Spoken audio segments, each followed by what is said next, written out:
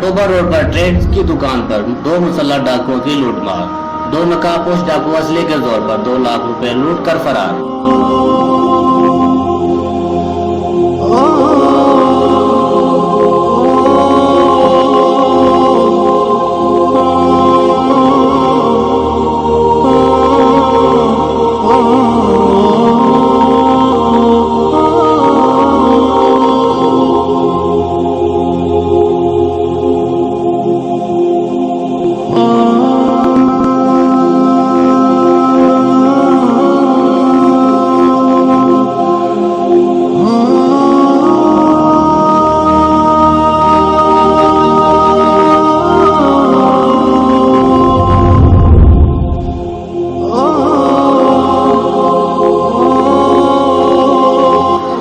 City Gojra police ने ताहाल मुकदमा भी दर्ज नहीं किया।